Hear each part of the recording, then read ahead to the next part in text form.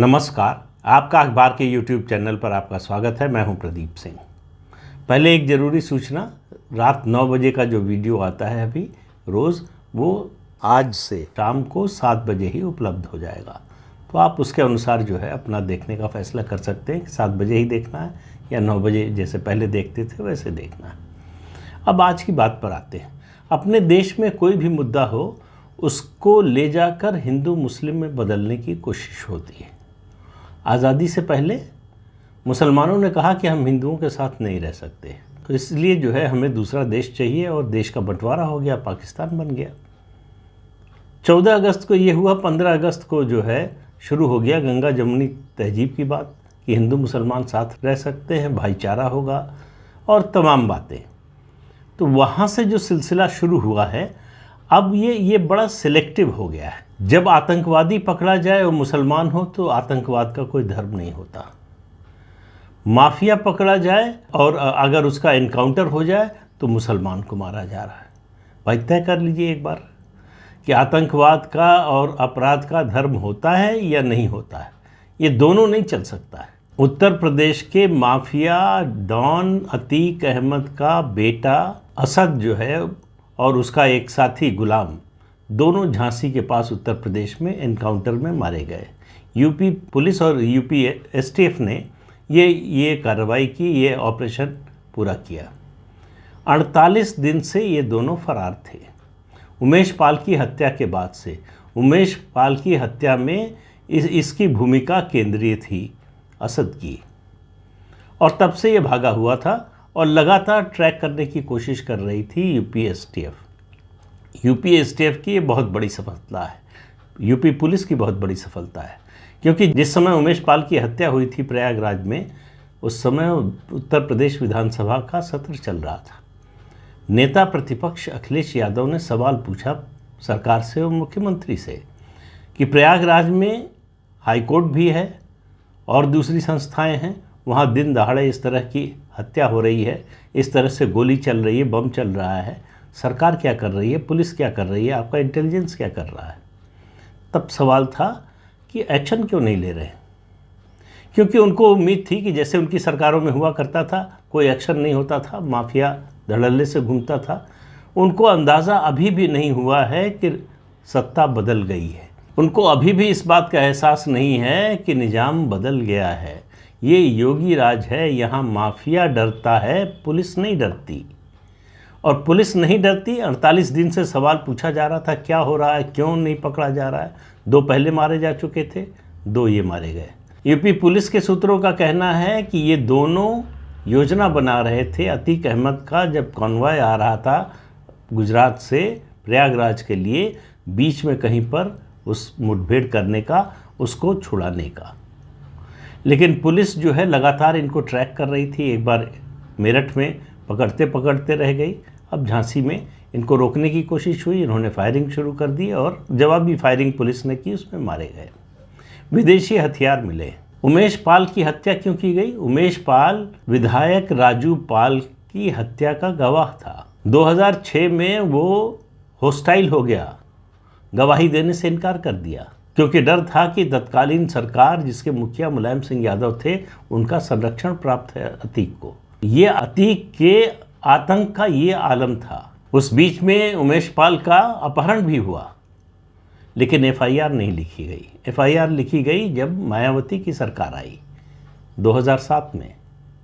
उसके बाद 2012 से 2017 जब अखिलेश यादव मुख्यमंत्री रहे, तब भी जो है 2016 में अतीक के लोगों ने उसको अदालत की 4थी मंजिल से नीचे फेंकने की कोशिश की। लगातार वो डर के आतंक के साए में जी रहा था और योगी सरकार आने के बाद उसकी गवाही हुई राजूपाल हत्याकांड में। उसी के आधार पर सज़ा हुई है अतीक अहमद को। अब सवाल यह है कि जब गवाही दे चुका था तो फिर क्यों मारा गया?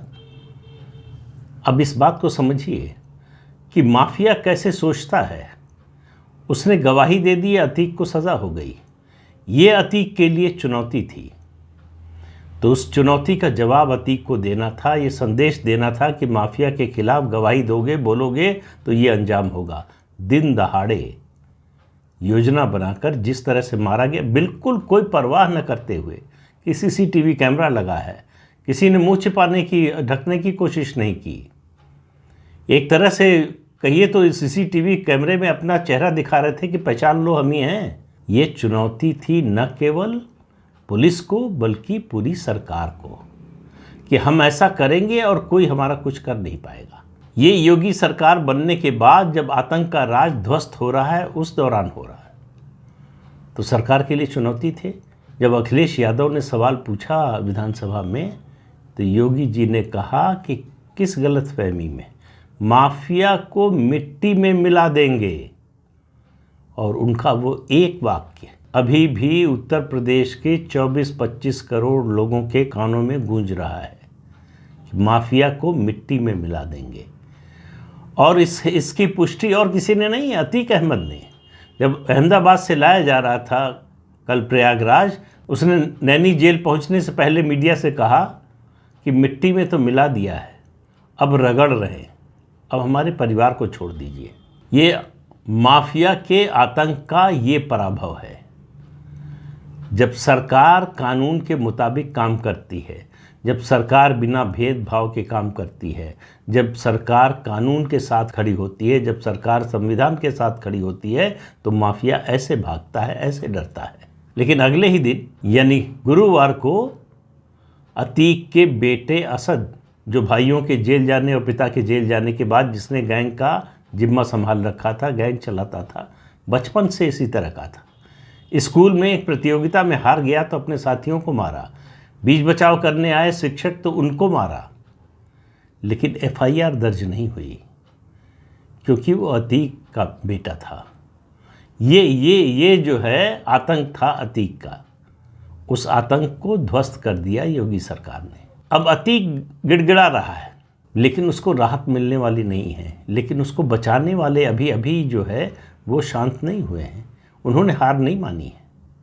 अखिलेश यादव का एक ट्वीट आया, इससे पहले भी जब उसको पहली बार लाया गया था, जब सज़ा सुनाई गई थी, तब उन्होंने जो है एक तरह से पुलिस को चेतावनी दी थी, सरकार को चेतावनी दी थी कि वो सैटेलाइट से पता चल जाता है, गाड़ी फिर पलटने ना पाए, पलटेगी तो पता चल जाएगा और सब मालूम हो जाएगा हमको। यानी कि अतीक अहमद की सुरक्षा को सुनिश्चित कर रहे थे।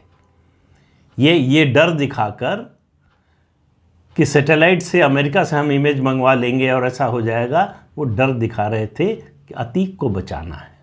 अतीक ने बहुत कुछ किया है समाजवादी पार्टी के लिए, तो अतीक को बचाना है। लेकिन लग रहा था कि उसके बेटे और उसके साथी का जो एनकाउंटर हुआ है उसके बाद शांत हो जाएंगे, लेकिन फिर बचाव में उतरे। कहा कि भारतीय जनता पार्टी को और योगी सरकार को कानून पर भरोसा नहीं है, अदालत पर भरोसा नहीं है। अगर वो दोषी था तो उसको पकड़कर सज़ा दिलाते, उसका फर्जी एनकाउंटर कर दिया। अभी कोई जांच नहीं हुई है।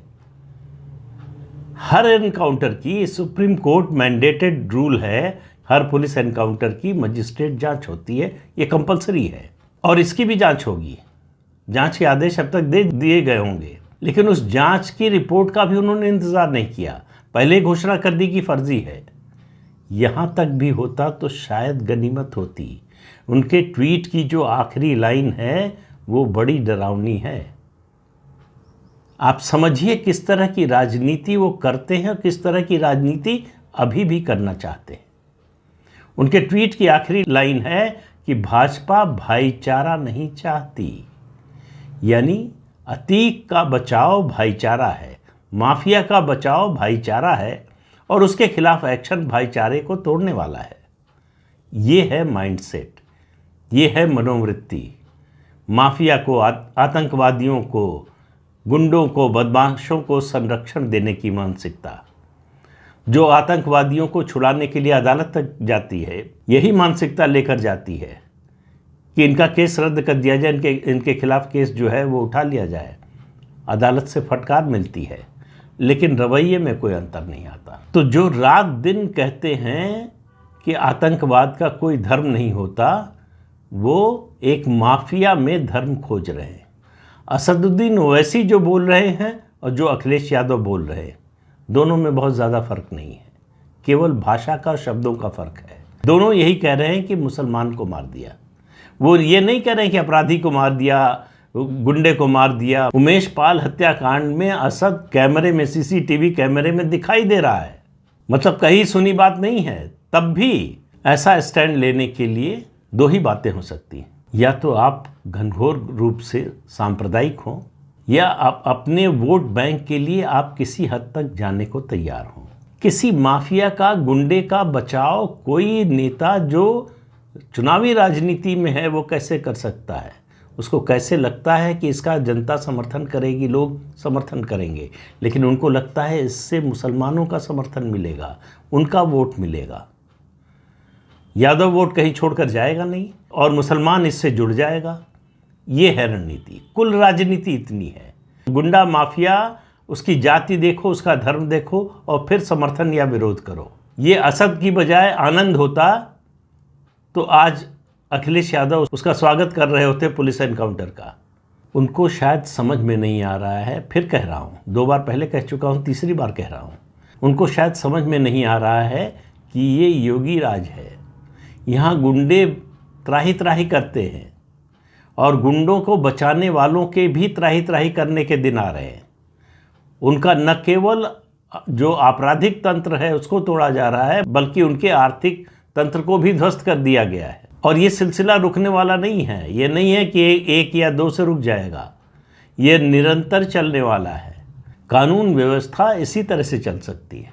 एक ही वाक्य है योगी राज में, कायदे में रहोगे तो फायदे में रहोगे, नहीं तो अतीक के साथ क्या हो रहा है, मुख्तार अंसारी के साथ क्या हुआ और दूसरे माफिया जो है उनके साथ क्या हुआ, विजय मिश्रा के साथ क्या हुआ, विकास दुबे के साथ क्या हुआ, ये सब याद कर लीजिए। तो फिर कह रहा हूँ, कायदे में रहोगे तो फायदे में रहोगे, नहीं तो भुगतोगे। तो इस अंक में इतना ही। अगले अंक में फिर मिलेंगे किसी नए मुद्दे के साथ। तब तक के लिए अनुमति दीजिए। आपसे अनुरोध है कि ये चैनल देखिए, शेयर कीजिए, लाइक कीजिए और सब्सक्राइब जरूर कीजिए। नमस्कार।